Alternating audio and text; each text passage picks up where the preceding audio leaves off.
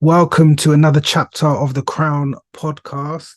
Today we have another amazing conversation lined up for you with a dear friend, brother, mentor, role model of mine, Ashley Hamilton. He is a professional athlete, an entrepreneur, the founder of AGP Foundation, the CEO of Global Guidance, and many other ventures that you don't know about.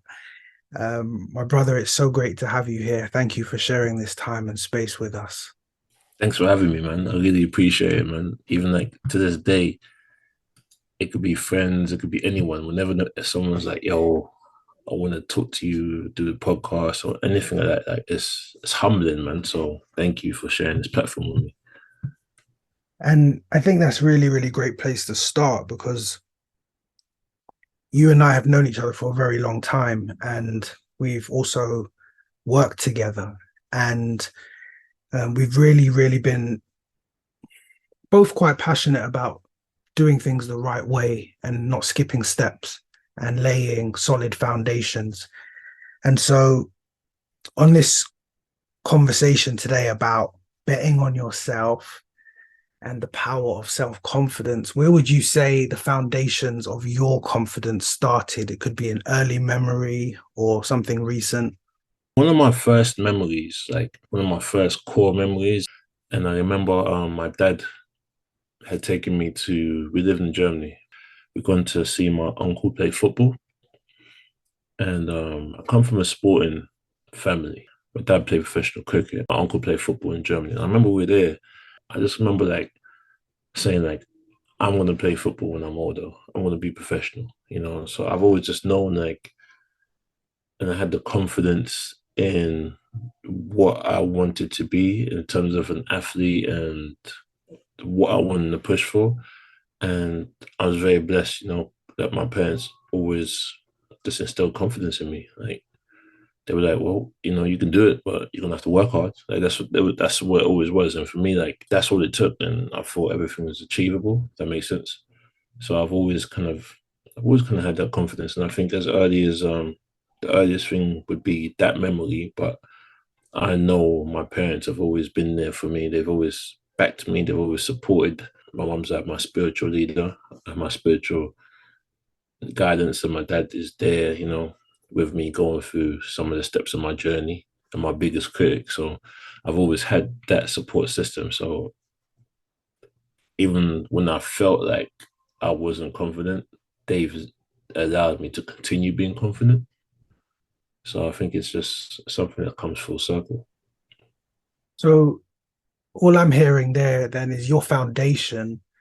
So, no matter what happens with your career or Yeah, with a certain team that yeah, you play definitely. for, or however circumstances may change within your life, your foundation is family. So that's the base upon where you started to develop this confidence that you would later need in your professional career. So, with that being said, um, let's speak a bit about this career because I know a lot of people can see where you are now. You represent your country and you're a global athlete, right?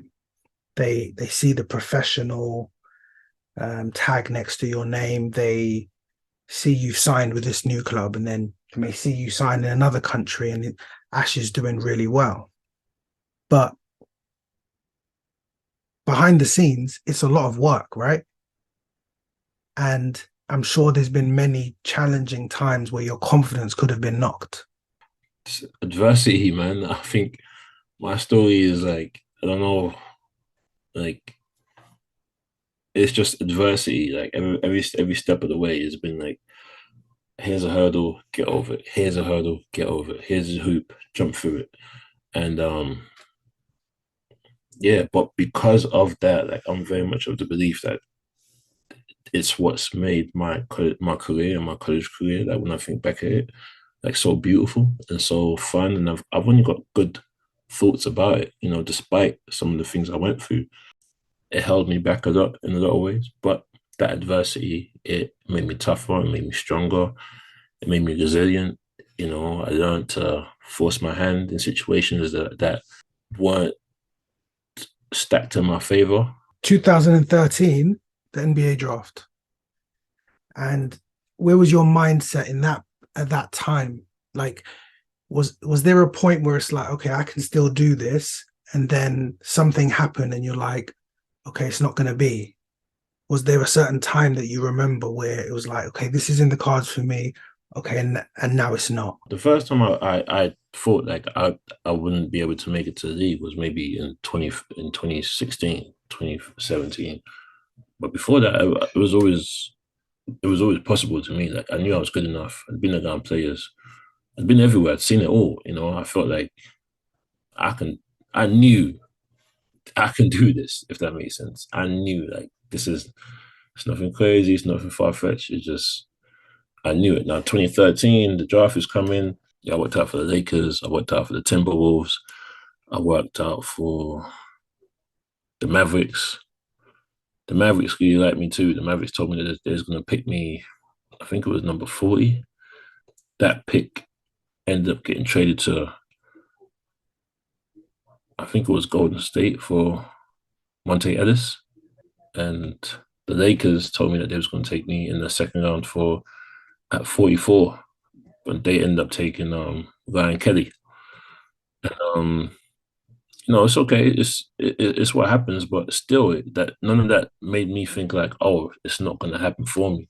Even when I was working out, I was in pain. Man. I was my knee was really hurting me badly because again, like when I was at school, the guy Max, man, it was almost manipulative, man. Like, no, I'm tough, right? But he was like, if you're hurt, it make it seem like you're not tough, like you're not playing through injuries, like you got to keep going no matter what. And quite frankly, I damaged myself, and we were at a stage where I'm just playing regardless, no matter what is going on. And by the end of the season, by the time it came time to work out for teams, like my knee was really messed up. Before I got to that stage of my journey, like being at the draft and being on a draft board, being trying to be professional, trying to get drafted, my dad told me like because I started playing ball at 15. He said, "You're starting late. There's guys who've been playing all their lives. So for you to do this at that level, you have to put in more work. You have to catch up, you know. So you got to go over and beyond. And because I always did that, I, you know, I had confidence in what I was doing. But also, my dad would tell me like, no, you're going about it the right way. This is what you do. Like in life, and this, like, he tell me like, Ash, in this life, you work hard. You keep your head down. You stay focused. Things will happen from that. He never said your dreams are going to come true and everything's going to go your way or whatever. But he said things happen from that. You learn from that. Good things happen from that. Again, like my confidence now is at a point. It is because of these things that I've gone through, and I've always learned that like things might look dark, they might look green for you. They might you might not know how it's going to work out, or like my knee is hurting or whatever. But like it's never really a concern for me because I know I'm gonna go about my business a certain type of way. I know I'm gonna do things a certain type of way, and things just happen. Things just happen to work out one way or another. Were there things along your path that you feel almost not forced you, but I could say forced you into having to work on your confidence or to not doubt and to not have fears? I get down on myself, or I overthink things because of the belief and confidence I have in myself and what I'm supposed to be doing. So I think it's a normal feeling to kind of feel like down because you're not doing things to the level that you feel like you should be doing them. But then again, that's what I'm saying. You have to have some. You have to have some. Yeah, there's the irrational confidence. With that comes irrational thoughts. But you also have the rational confidence, which is I work hard. I'm dedicated. I put the work in, and those rational thoughts means that when the irrational negative thoughts come in, you can squash those out because you have something to fall back on. Like I'm doing what I'm supposed to be doing. you know, as an athlete, everything you've gone through to get to this place. But for someone who's aspiring to get to that place and they may just think it's smooth sailing, like how much self work do you have to do along the way? I think it's a ton of self work, man. Because like I'm confident in the work I put in, but there's that. I mean, there's so many letdowns, man. There's been a lot of letdowns. Like there's been a lot of missed opportunities. There's been a lot of times when I was told I wasn't good enough. There's a lot of times wasn't given the opportunity that I was told I was going to get, or that I felt like I worked for, or that sometimes you be in a situation, especially as an athlete, like if you do this, this and that, then that's gonna happen, But when you're young, you think like, okay, if I do this and I do that, they tell me to do this to a certain level, and I can do that. If I can achieve that, then that's gonna happen. I mean, you can do all that, but in reality, you get there and it's like, oh well, there's not enough spots, or there's not enough this, or the resources is, something always comes up, and you learn that, and it's disappointing, and it's disappointing. It can be heartbreaking, it can be upsetting. The world works this way to kind of like put you back in check. Things have to go bad for you sometimes for you to wake up and be like, I've been bugging. Or things have to go bad. If things been going good for you for 4 weeks, they have to go Mm. bad to be like, oh, you know what? Let me stay focused and get back on the track. And I think that really speaks to your confidence isn't in necessarily what you do just because of the work you've put in, but it's more in who you are. So the circumstances of life don't reach that place. They can impact the sport, they can impact maybe your performance on any given night. Your injuries could impact your performance on any given night, or the level of opponent can impact your performance on any given night. But when it comes to your core self belief in who you are, that's already been established through your foundations. Having that confidence and keeping that confidence when that happens is very difficult because it seems like things aren't aligning. And so I guess so you got to a point where, like you said, it didn't feel like some of these teams had your best interest, or that they weren't willing to take the risk, or take the chance on you. And so I guess this is a really good segue into, you made a decision to bet on yourself, you know, and that's meant a lot of traveling, a lot of uncertainty, a lot of like waiting until the very last minute to know where you have to move your family to. There's a lot of decisions that come in that. And so how have you found the betting on yourself journey? And can you give me some examples of ways that you've done that? Well, I mean, first of all, I left home when I was 15. Didn't really know where I was going or what the situation was going to be. That this is the first step of my journey. Initially, when you bet on yourself, it's a big thing, but then you find comfort in what you're doing. Especially if you work hard and you do the things you're supposed to do. Like what initially was scary or the unknown, but once you step out of your comfort zone, you learn like, oh, I can be comfortable here too. But again, stepping out of that again and continuously doing it is like, so every single time it was a bet on myself. It was a bet, again, that's betting in yourself. I'm gonna make sure it is right for myself and my family, and then I'll live with it. That's really what betting in yourself is. Like you put your best foot forward, make the best decision you can, prepare for it as best as possible, and when you do that, you can live with the consequences, man. That is I think that's literally my definition of betting in yourself. I know that um, through working with you, I know that you've made it quite a priority of yours to pass on knowledge to other people, especially younger people, the next generation of athletes or leaders, entrepreneurs that are coming up behind you. What are some of the things that you teach younger people who maybe don't have the foundation that you've had, and ways in which they can not just work on their craft, but to build themselves up too? I try and be very honest, let them know that yes, anything is possible, but just because it's possible doesn't mean it's going to happen for you. And just because you know you can do it doesn't mean it's going to happen for you. I think the sooner that you can come to that realization, the more peace you'll have, and the more at peace you'll be.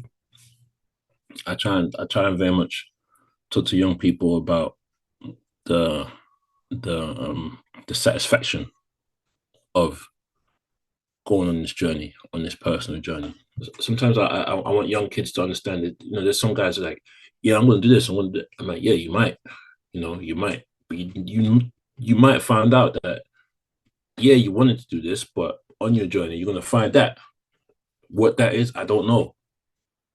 But going on your journey is what's going to lead to that. If you want to bet on yourself and you have an idea, you have a dream, and you want to make it come true, going about it a certain type of way is going to lead to meeting certain type of people. It's going to lead to getting certain type of opportunities. It just things happen. And on that, I'm aware that we may have people listening to this chapter of the Crown podcast who maybe have had a similar journey in their own field or in their own walk of life where they work hard, they believe, but they keep hitting a barrier and another obstacle and another obstacle.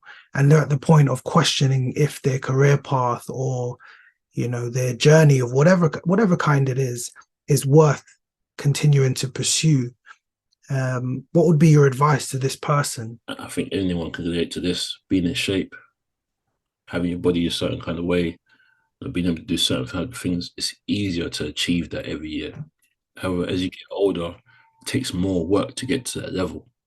Now, the way life is, life changes, you get more responsibilities, some people make money, you know, yeah, your motivations for doing whatever you were doing before, they might change. Like for some people, there's a famous quote that says, it's about the boxer Marvin Hagler.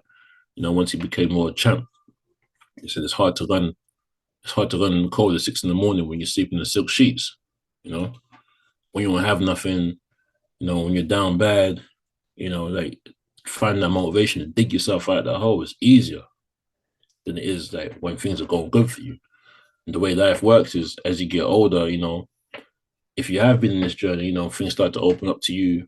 Life gets you have more opportunities, and you might be like, well, do I still need to do this? Do I still want to do this? And it's okay to be like, no. However, if you've been doing what you've been doing, and you believe in what you're doing, and you believe your journey is not over yet, can you keep finding that motivation to keep pushing yourself along the journey without any guarantee of having a success? Just take time, a couple of moments beginning of the day to be grateful, have gratitude, be thankful for the people that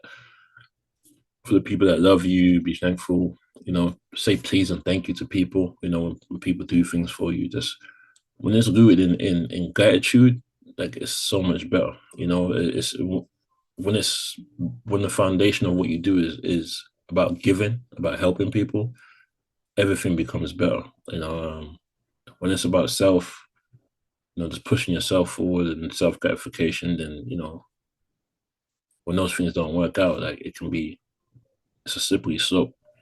Just focus on showing gratitude for the things you have, show gratitude for the things you don't have, and for the journey that you're on, and give to other people, help them, and in return, like you will feel better, you'll feel more motivated, you'll feel that there's less weight on your back because you're already doing something positive.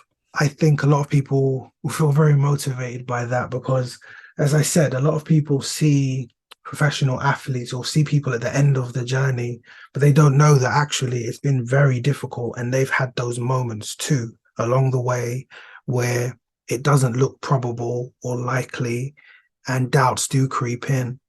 But it is possible with the right foundation, and it's possible with the right information and the right dedication and commitment to the work to sustain that confidence and not have your feelings attached to any kind of result, but just being present enough in the moment to bet on yourself at each stage of your journey.